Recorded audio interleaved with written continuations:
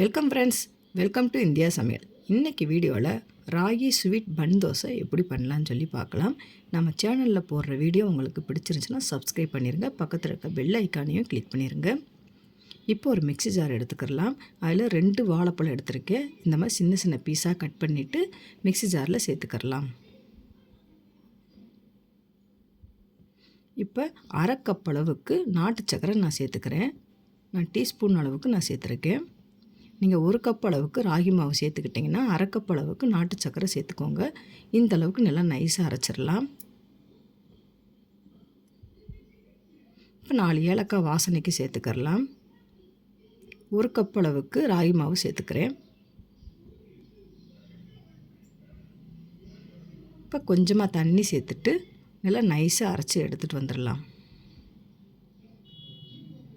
இப்போ 1/4 டீஸ்பூனுக்கு கொஞ்சம் கம்மியாக உப்பு சேர்த்துக்கோங்க. 2 பிஞ்ச் அளவுக்கு சோடா உப்பு, ஸ்வீட்டை எடுத்து கொடுக்குறதுக்காண்டி நம்ம உப்பு சேர்த்துருக்கோம். இதையும் நல்லா நைஸாக அரைச்சாச்சு. இப்போ இந்த அளவுக்கு நல்லா நைஸாக அரைப்பட்டுருச்சு. இப்போ வேற ஒரு பவுலில் மாற்றிக்கிடலாம். இப்போ மாவு பார்த்திங்கன்னா கொஞ்சம் கெட்டியான பதத்துக்கு இருக்குது. கொஞ்சமாக நம்ம தண்ணி சேர்த்துட்டு கலந்துக்கிடலாம். இப்போ இந்த மாதிரி தண்ணி சேர்த்துட்டு கலந்துக்கோங்க. இப்போ இந்த அளவுக்கு நல்லா கலந்தாச்சு. ஒரு 10 நிமிஷம் நல்லா ஊற வச்சிடலாம். இப்போ ஒரு கடாயில் கொஞ்சமாக எண்ணெய் சேர்த்துக்கோங்க. 1 கரண்டி மாவு எடுத்து இந்த மாதிரி ஊற்றிக்கிடலாம். ரொம்பவும் லேசாக இந்த மாதிரி தட்டக்கூடாது, லைட்டாக மட்டும் இந்த மாதிரி ஸ்ப்ரெட் பண்ணிக்கோங்க.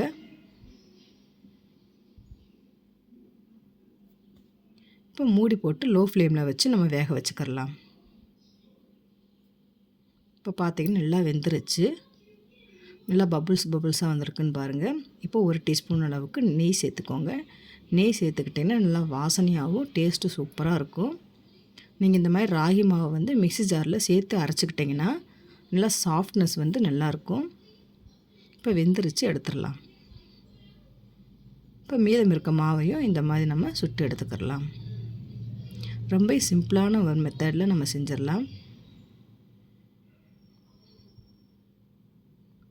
வெறும் இப்போ எதுக்கும் கொஞ்சமாக நெய் சேர்த்துக்கலாம். இப்போ பார்த்திங்கன்னா நல்லா வெந்துருச்சு, எடுத்துடலாம். சூப்பரான ராகி ஸ்வீட் பன் தோசை ரெடி ஆயிடுச்சு. நீங்களும் இந்த மாதிரி ட்ரை பண்ணி பாருங்கள் ஃப்ரெண்ட்ஸ். வெறும் ராகி மாவும் நாட்டு சர்க்கரையும் வாழைப்பழம் இருந்தால் போதும் இந்த மாதிரி ஸ்வீட்டாக ஒரு ரெசிபி நம்ம செஞ்சிடலாம். குழந்தைகளுக்கு ரொம்பவும் பிடிக்கும். நீங்களும் இந்த மாதிரி ட்ரை பண்ணி பாருங்கள். ட்ரை பண்ணி பார்த்துட்டு கமெண்ட் பண்ணுங்கள். உங்களுக்கு இந்த வீடியோ பிடிச்சிருந்துச்சுன்னா லைக் பண்ணுங்கள், ஷேர் பண்ணுங்கள், கமெண்ட் பண்ணுங்கள். உங்களை நான் வேற சந்திக்கிறேன். பாய்.